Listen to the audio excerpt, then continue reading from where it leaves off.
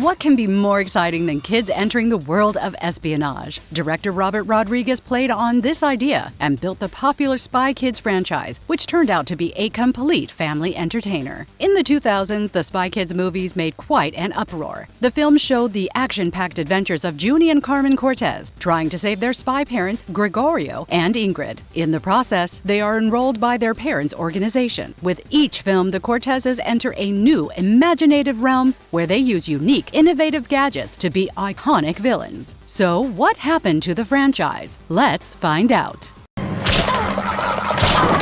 Hey, bonehead!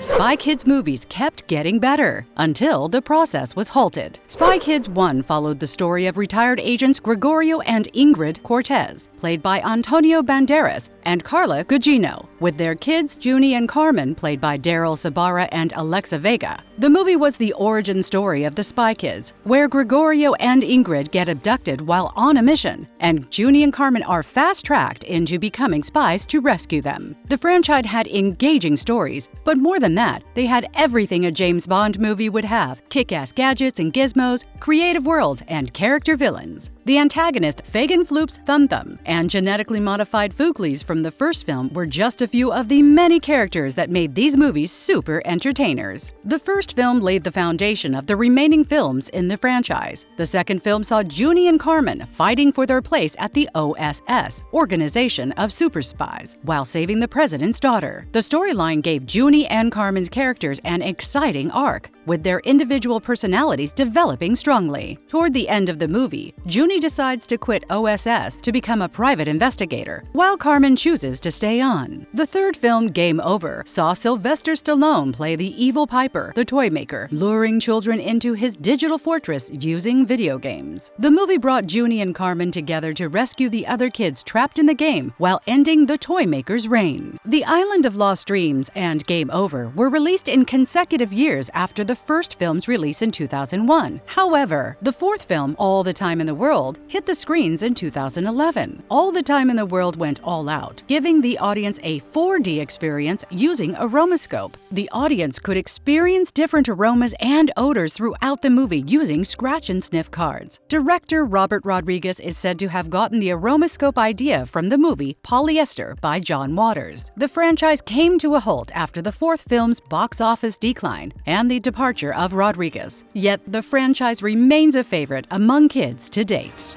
Mission critical prospects, the test begins now!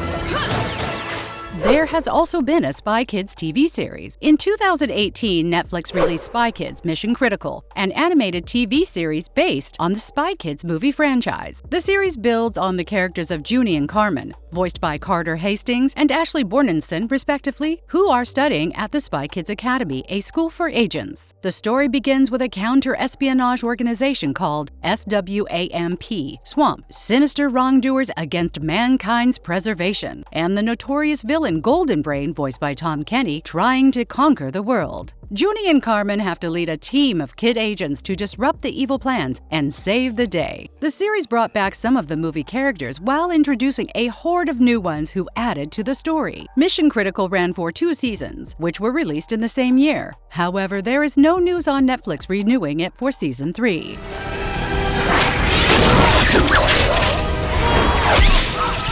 How did the franchise hit the sweet spot consistently? Yes, rumors of a reboot are in motion, but will the 5th movie in the franchise hit the sweet spots like the previous ones did? The reason the franchise worked is because it engaged in imaginative world building where kids turn into spies, donning fancy equipment like jetpacks, spy glasses, spy watches, etc. Even the machete elastic wonder had its own fan base. Moreover, even with regular sibling rivalry and disagreements, the films focused on cultivating robust family bonds and values. This aspect is probably why the franchise was a complete family package, suitable for all age groups. Another aspect of why we love these films is the fleshed-out characters of the villains. Whether it was Floop's sinister ways, TikTok's time-related rhymes and jokes, or the toy maker and his multiple personas locked in cyberspace, each of the Spy Kids adversaries is remarkable and unforgettable.